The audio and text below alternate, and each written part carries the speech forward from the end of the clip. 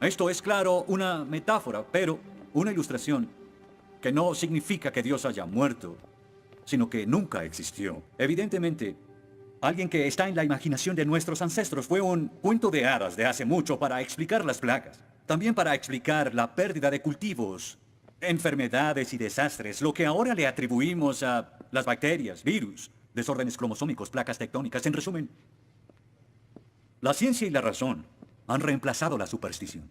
Y somos el resultado de todo eso. Y con su permiso, me gustaría evitar este debate sin sentido y saltar directo a la conclusión que todo estudiante debe saber. No hay Dios. Lo único que necesito de ustedes es que escriban en el papel que les acabo de dar 3 simples palabras. Dios está muerto. Y debajo su firma. Cuando lleguemos a un consenso unánime, que espero que lo tengamos, me ahorraré el tedioso deber de pasar por antiguos y banales argumentos y ustedes pasarán a la sección del curso en la que los estudiantes siempre reciben las notas más bajas del semestre. Y cuando terminen, por favor pasen los papeles a la derecha.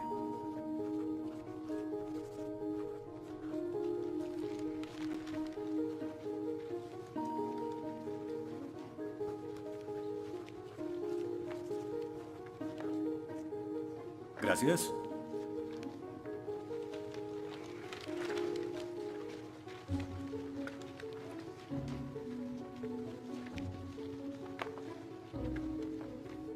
Gracias. Oh, una D minúscula. Esto debería tener crédito extra. Gracias. Disculpe, señor... Wheaton. Josh Wheaton. Señor Wheaton, ¿le pasa algo? No puedo hacer esto. No puedo hacer lo que pide, soy cristiano. No, no se preocupe. Aún puede regresar a su dormitorio, arrodillarse y orar al lado de su cama si quiere. Lo que haga con su vida es su problema, pero lo que haga aquí en la clase es el mío. Yo no puedo. Muy bien, señor Wheaton. Déjeme explicarle la alternativa. Si no puede admitir que Dios está muerto para el propósito de esta clase, entonces tendrá que defender la antítesis de que Dios no está muerto y será enfrente de la clase, en el atril. Y si falla, que de hecho lo hará, perderá esta sección que equivale al 30% de la nota final de este curso. ¿Lo acepta? ¿Quién decide si gano o pierdo la discusión? Pues yo lo haré. Es mi clase. Yo dirijo. La evaluación es mi privilegio. Con todo respeto, pero no creo que sea objetivo. ¿Y qué es lo que propone? Bien... ¿y qué tal ellos? Bien, es interesante, pero ¿por qué darles el poder a ellos? Ya los convenció. Lo que debo hacer es desconvencerlos, para que admitan su error.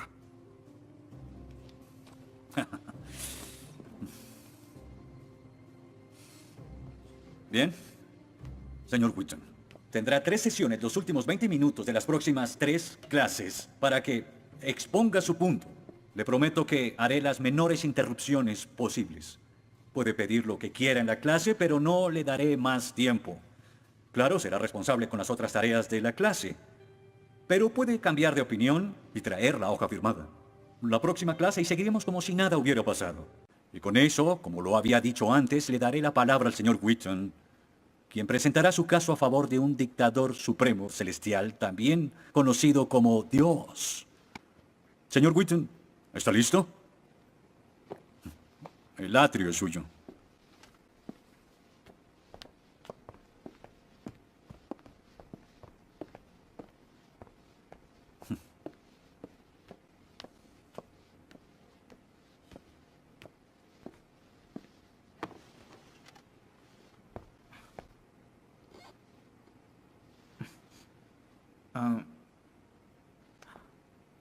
Los ateos dicen que nadie puede probar la existencia de Dios, y tienen razón.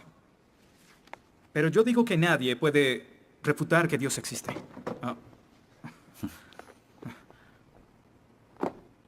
Pero la única forma de debatir este asunto es observando la evidencia disponible.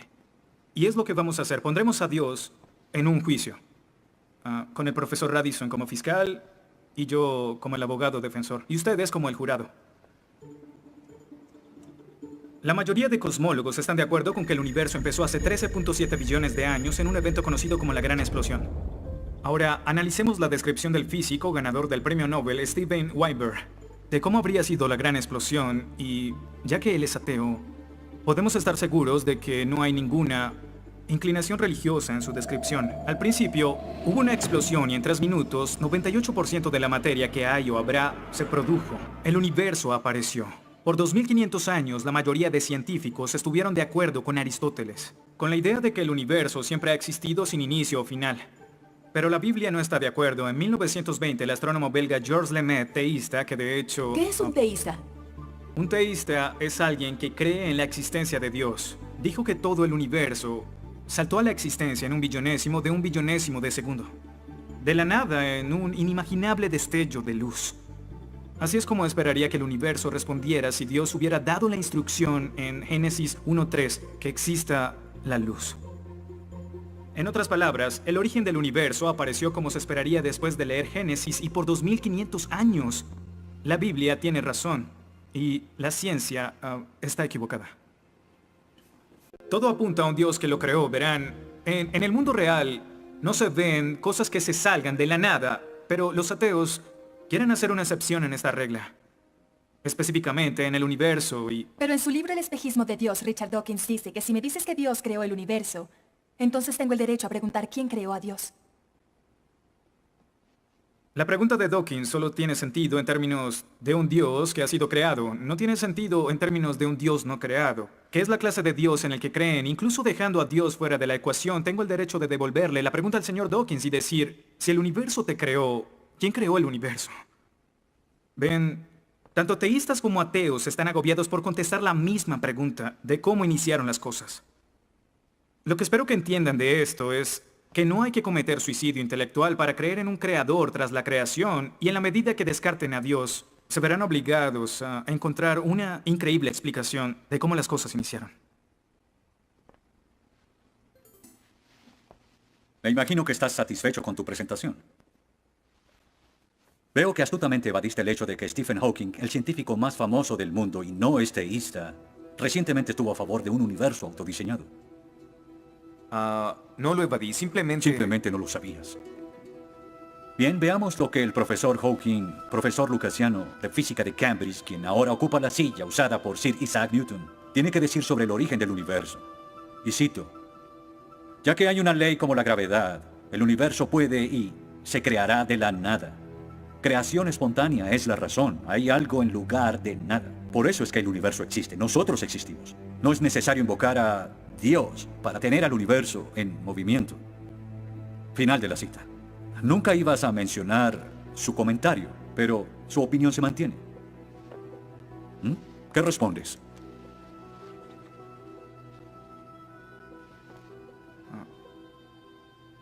No sé. ¿No sabes? Pinché el globo de todo tu argumento con un solo alfiler y... ¿Tú no lo sabes? Oh. Señor, me gustaría decirle que tengo la respuesta perfecta, pero no quebranta mi fe. Oh, ok. Así que el más grande cerebro científico de toda la historia dice que Dios no es necesario, pero un estudiante de primer semestre dice, oh, sí lo es. Wow, ¿sabes? Va a ser una decisión muy difícil. Pues estaré pendiente la próxima semana. Se acabó la clase. Gracias a una ley como la gravedad, el universo puede y se creará de la nada. Y para ser honesto, no sabía cómo refutarlo. Después de todo, es cierto que Hawking es un genio. Pero el profesor John Lennox, quien enseña matemáticas y filosofía, ha demostrado que no hay ni uno, ni dos, sino 3 errores de lógica en esa simple frase y se reduce a un razonamiento circular. Hawking básicamente está diciendo que el universo existe porque necesitaba existir, y como el universo necesitaba existir, se creó a sí mismo. Es como si les dijera que la carne enlatada es la mejor que haya existido porque en toda la historia no hay comida que sea mejor. Quizá me vean extraño y les digo que nunca he probado nada más. Y tienen razón, lo estoy ratificando. Pero cuando Hawking afirma que el universo se creó a sí mismo porque así debía ser, y luego dice que tiene una explicación de cómo y por qué fue creado, no reconocemos que está haciendo lo mismo. Pero así es. Continuando con Lennox, sandeces se quedan en sandeces, aunque sean dichas por un famoso científico. Y el público asuma que son declaraciones de la Este es ciencia. el tope de la arrogancia. ¿Me estás diciendo que tú, un estudiante, afirma que Stephen Hawking está mal? ¿No? Lo que digo es que John Lennox, profesor de matemáticas y filosofía, encontró que las razones del profesor Hawking son incorrectas. Y si no soporta mi desacuerdo con Hawking, le sugiero que vaya a la página 5 de su libro, en donde insiste en que la filosofía está muerta. Y si está tan seguro de la infalibilidad de Hawking y la filosofía realmente está muerta, entonces no hay necesidad de esta clase.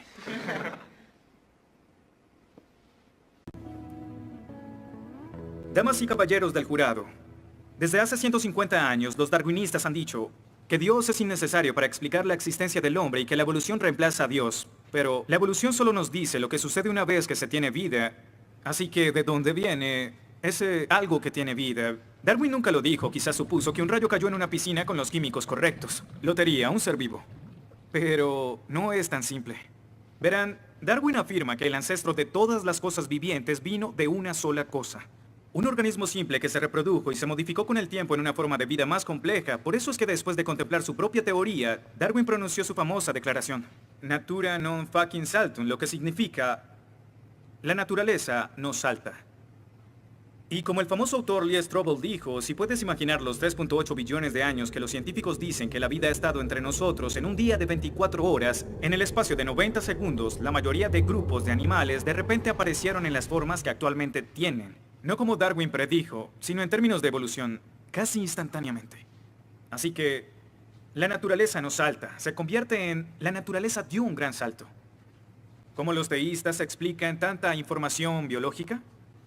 Y Dios dijo, que las aguas se llenen de seres vivientes y que vuelen aves sobre la tierra en la expansión de los cielos. Dios creó los monstruos marinos, los diversos seres vivientes que llenan las aguas y todas las especies de aves. Y Dios vio que esto era bueno. Génesis 1:20. En otras palabras, la creación sucedió porque Dios lo dijo. Y lo que parece para nosotros un proceso oscuro sin guía, pudo realmente ser controlado de principio a fin. Se dice que el mal es el arma más potente del ateísmo contra la fe cristiana. Después de todo, la existencia del mal nos lleva a una pregunta. ¿Y si Dios es tan bueno y tan poderoso, por qué permite que el mal exista? La respuesta a esto es muy simple. Libre albedrío. Dios permite que el mal exista por el libre albedrío. Desde el punto de vista cristiano, Dios tolera el mal en este mundo por un tiempo, para que un día todos los que eligieron amarlo estén con Él en el cielo, apartados del mal, pero con el libre albedrío intacto.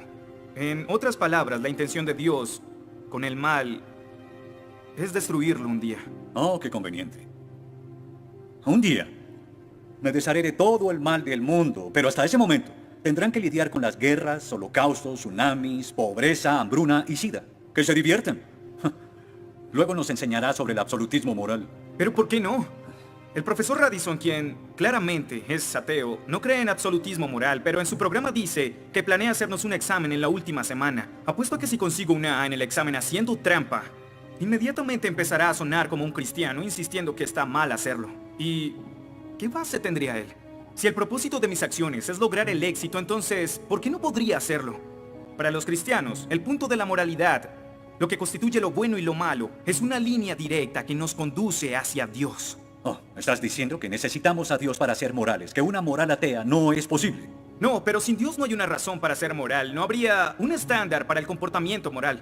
Para los cristianos, mentir, robar, hacer trampa en un examen para lograr una calificación que no merezco está prohibido. Pero si Dios no existiera, según Dostoyevsky, este es el punto. Ahora, si Dios no existe, entonces todo es permitido.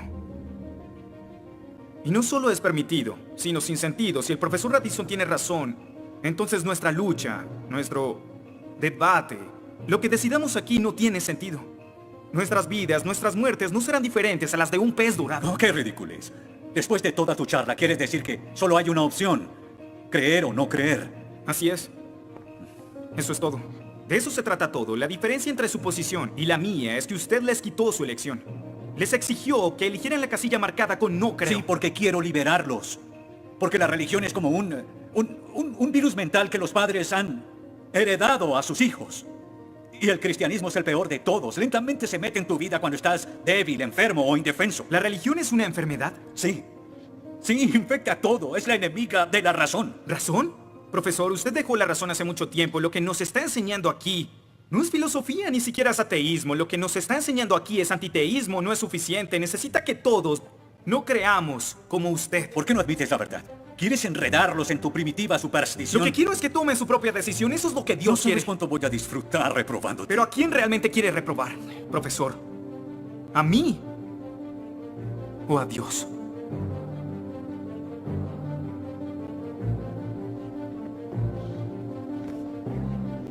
¿Odia a Dios?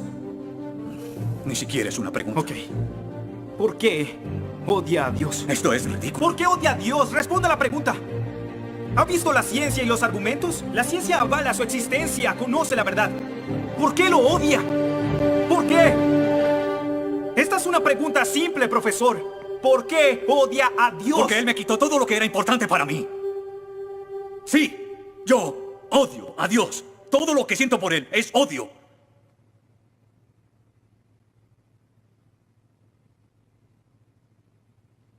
¿Cómo puede odiar a Dios si no existe?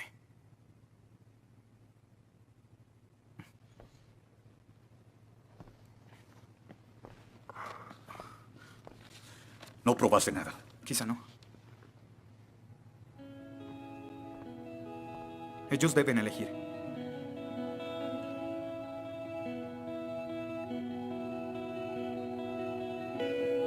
¿Está Dios muerto?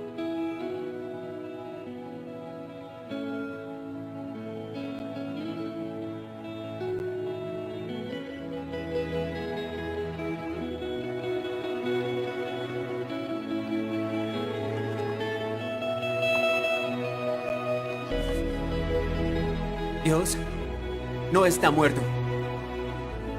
Dios no está muerto. Dios no está muerto. Dios no está muerto. Dios no está muerto. Dios no está muerto. Dios no está muerto. Dios no está muerto. Dios no está muerto.